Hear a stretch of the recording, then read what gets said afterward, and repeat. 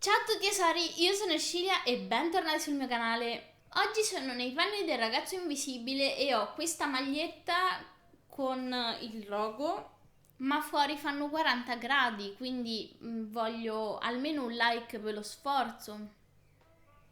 Tradotto, non concepisco come hanno fatto a girare il film con la tuta di pelle, cioè probabilmente era inverno. Quindi oggi rubrica film italiani, Il ragazzo invisibile di Gabriele Salvadores, film del 2014 con, credo, il primo supereroe italiano. Da questo film ne è stato addirittura tratto un libro che dovrebbe spiegare meglio alcune vicende successe nel film ed è scritto da Alessandro Fabbri, Ludovica Rampoldi e Stefano Sardo. C'è anche una graphic novel che dovrebbe spiegare meglio i flashback e andrebbe letta dopo aver visto il film e letto il libro. Ho provato a cercarla, ma chiaramente introvabile. Io ho recuperato il film sul sito di RaiPlay e mi scoccia dirlo, ma non importa come si parli del film, l'importante è che se ne parli. Perché è così importante che venga preso in considerazione? La realtà dei fatti è che in Italia, oltre la commedia, abbiamo pochissime cose. Cioè, non so voi, ma mi sono davvero stancata di Boldi e De Sica, che fanno gli stessi film da 40 anni praticamente e non fanno ridere. Cioè, ormai so visti e rivisti. Solo che per portare nuovi orizzonti devono essere certi del risultato e quindi sperimentano. Per quanto riguarda tutto il filone del fantastico, fantasy, avventura, fantascienza, il problema principale, soprattutto in Italia, è la mancanza di budget. Quindi magari di tanto in tanto provano a fare un esperimento, se va bene continuano, se va male rinunciano. Quindi se noi sopportiamo queste piccole cose, prima o poi uscirà qualcosa di notevole. Non so se avete presente, lo chiamavano Gig Robot, ma quello è davvero notevole. In ogni caso questo film ha avuto 8 milioni di euro di budget e non sono per niente pochi, mettendoli a confronto con film dello stesso genere. Parlando del contesto, questo film l'hanno girato verso settembre del 2013 e in quegli anni erano già usciti ben 7 film Marvel, un film DC e il favoloso, bellissimo, magnifico Kick-Ass, con tutto il fenomeno che si è portato dietro sia nel primo film che nel secondo. In ogni caso tutti parlavano di supereroi e perché non cavalcare il successo anche qui in Italia. La differenza principale è che il nostro supereroe non ha derivazione americana ma è di ispirazione russa. Quindi magari anche un punto di vista che poteva essere credibile se dietro non ci fosse stata così tanta vaghezza. Tra i pregi e i difetti, diciamo che gli effetti speciali non erano così male, ma non è che ce n'erano poi così tanti. E anche la trama alla fine non è malaccio. In fin dei conti stiamo parlando di un film di formazione per un target giovanissimo. Ma i problemi principali sono stati la vaghezza generale e spesso la superficialità. Anche la lingua, perché spesso usa un linguaggio che non è adatto ai giovani, oppure parlando di proprio italiano, negli attori italiani non c'è nessuna inflessione di lingua, mentre negli attori stranieri abbiamo tutte queste inflessioni dell'estero e quindi si sentono nei vari accenti. Ultimo punto, ma non meno importante, le qualità recitative, che spesso sono risultate carenti, ma alla fine sono attori molto giovani e non gliene faccio così una colpa. Nel complesso quindi non è malvagio, poteva essere migliore, ma di sicuro poteva essere molto peggiore. Ci tengo inoltre a dire che il film in ogni caso ha avuto tantissimi riconoscimenti. Abbiamo numerose candidature ai vari premi, ma anche delle vincite. Per citarne alcuni abbiamo il Davide di Donatello con i migliori effetti speciali o il Nastro d'Argento, il Chuck d'Oro, eccetera. Vi lascio la lista qui accanto. In conclusione, se non l'avete visto, andatevelo a vedere. E poi tornate qui nella parte spoiler per parlare di tutte quelle cose che non hanno funzionato. E quindi iniziamo con la parte spoiler tra 3, 2, 1. Io non capisco il perché di tutta la vaghezza che c'è stata e di tutti i buchi di trama. All'inizio del film vediamo un uomo che con un punteruolo sta incidendo un'immagine di Trieste. Fino a quel momento l'Italia non era mai stata nominata. Ma appena ci arrivano, ecco che tutti, e dico tutti, parlano l'italiano. Come? Come è possibile? Tra le altre cose, anche il nome della città non viene mai nominato. Per quale motivo? Magari inventavelo, però poteva essere un dettaglio realistico. A scuola credo che abbiano voluto imitare il modello americano, ma nelle scuole italiane è assolutamente fuori luogo. Vediamo quei due ragazzi, quei due bulli, vediamo che gli rubano i soldi, distruggono una porta del bagno, portano un fucile a scuola, cioè un fucile a scuola con le cartucce a vernice che tra l'altro sparano ovunque e nessuno gli dice nulla.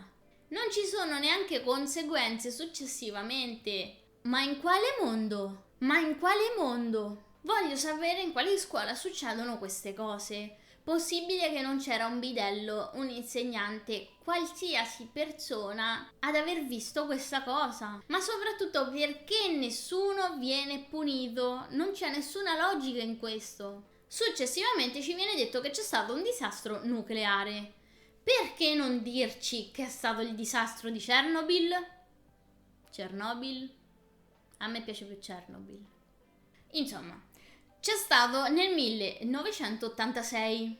Quindi magari forse ci sta come tempistiche. E quindi perché non rendere più realistico il tutto?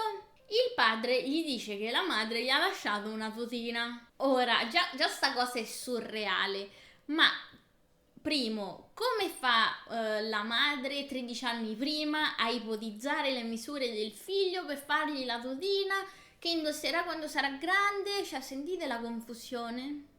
Ma poi il senso della tuta qual è?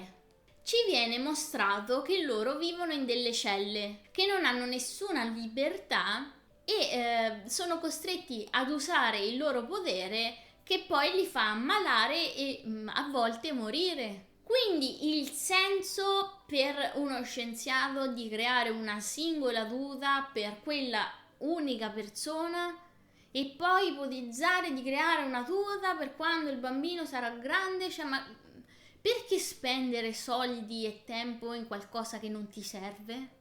Io capisco che stai studiando questa donna per scopi bellici e quindi più avanti nel tempo ha senso che ti inventi la tutina per lei. Ma allo stato attuale delle cose in cui non sei riuscito a duplicare il suo potere, perché spendere soldi per studiare questa donna che la potresti studiare anche con vestiti normali addosso? E poi perché farne una da ragazzo di 13 anni? Per quanto riguarda i poteri, vediamo che si ammalano o perdono qualcosa. Ad esempio, per quanto riguarda il padre di Michele, ha perso la vista. Tradotto, credo che sia l'unico. Comunque, ci avete fatto caso ai buchi di trama? Lui con il suo potere ascolta continuamente i pensieri delle altre persone e quindi per estensione, anche se non vuole, usa continuamente il suo potere senza fermarsi mai. Quindi dovrebbe stare malissimo, oltre ad aver perso la vista, che tra l'altro non si capisce com'è correlata la cosa. Invece eccolo che è sano come un pesce. E lo stesso la madre. Sia nel passato quando lei li ha aiutati a scappare, sia nel futuro quando la vediamo come una sorta di generale, lei usa i suoi poteri indiscriminatamente senza nessuna ripercussione. Che c'è, ve ne siete dimenticati? Prima date delle regole e poi non le rispettate? Il senso? Perché far ammalare tutti i personaggi secondari mentre i principali sono sani come pesci? Colpo di scena inimmaginabile, non sono sarcastica questa volta. Artiglio prende il controllo di Stella e dello psicologo. Questa cosa è stata davvero bella perché proprio non me l'aspettavo. Ma se vogliamo dirla tutta, perché un sottomarino? Ma soprattutto, perché un sottomarino sulle coste italiane? Cioè, non trovate che sia surreale? Più che altro stiamo scherzando? Cioè, su quale acqua hai messo un sottomarino in quel preciso punto delle coste italiane? Ma soprattutto, Perché facevi prima andarci in macchina in Russia? Il sottomarino deve fare il giro di tutta l'Italia, circumnaviga praticamente il pianeta e arriva in Russia. Qual è il senso di tutto questo? Altra questione. Qual è lo scopo di tenere prigionieri questi ragazzi che hanno rapito? Allora, noi sappiamo che stanno cercando Michele e quindi, non sapendo se sia maschio o femmina, credo, stanno rapendo tutti i ragazzi con delle capacità particolari. Ma perché tenerli imprigionati una volta scoperto che non sono loro? Di questa cosa non se ne parlerà più e quindi non viene spiegata. Comunque tutti si salvano tranne i cattivi, come è logico che succede nei film per bambini. Però il padre di Michele cancella lo stesso a tutti la memoria perché dice che la minaccia ancora non è scampata, che il pericolo ancora non è scampato. E se ne va via dicendo a Michele che saprà sempre quando avrà bisogno di lui. Subito dopo vediamo il morale della favola, in cui Michele ha finalmente capito come flirtare con la ragazza che le piace e ha capito come gestire i bulli. Altro colpo di scena, la madre naturale di Michele si scopre essere il generale cattivo di tutta l'organizzazione. Ma qui ti fa un'altra domanda. Se lei sapeva dove si trovava Michele, per quale motivo non ci andava vestita normale? Magari si presentava alla porta, bussava e gli dice: ciao Michele, sono tua madre naturale, vuoi scoprire, vuoi sapere la mia storia?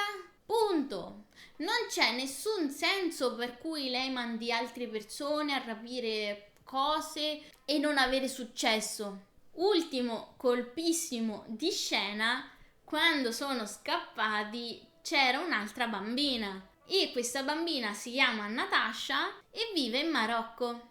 Adesso spunto di riflessione. Dato che a fine film si vede un uomo in divisa normale e lei che viene chiamata generale e quindi una carica militare, secondo voi come hanno fatto a prendere il controllo dell'esercito? Forse viene spiegato nella graphic novel che non ho letto, ma noi comunque restiamo con il dubbio. Un altro problema di fondamentale importanza è: come hanno fatto fino adesso a controllare queste persone speciali?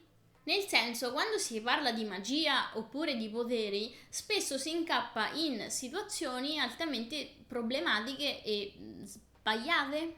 L'esempio più eclatante potrebbe essere proprio il padre del protagonista, che oltre a leggere i pensieri cancella anche la memoria. Per dire, quando nel passato erano prigionieri, perché passando accanto a una guardia oppure sugli stessi scienziati che lo stavano studiando non gli ha cancellato la memoria? Principalmente poteva cancellargli la memoria e poi convincerli a liberarlo. Oppure poteva approfittare del loro momento di confusione per cercare di scappare. Questo è tutto quello che volevo dire per questo video. Fatemi sapere cosa ne pensate nei commenti e noi ci vediamo al prossimo video. Ciao! Nella parte bonus in realtà volevo farvi vedere come ho fatto questa cosina qui. Tra l'altro l'ho cucita a mano sopra una maglietta. Ma penso che questo è più divertente e mi entusiasmi molto di più.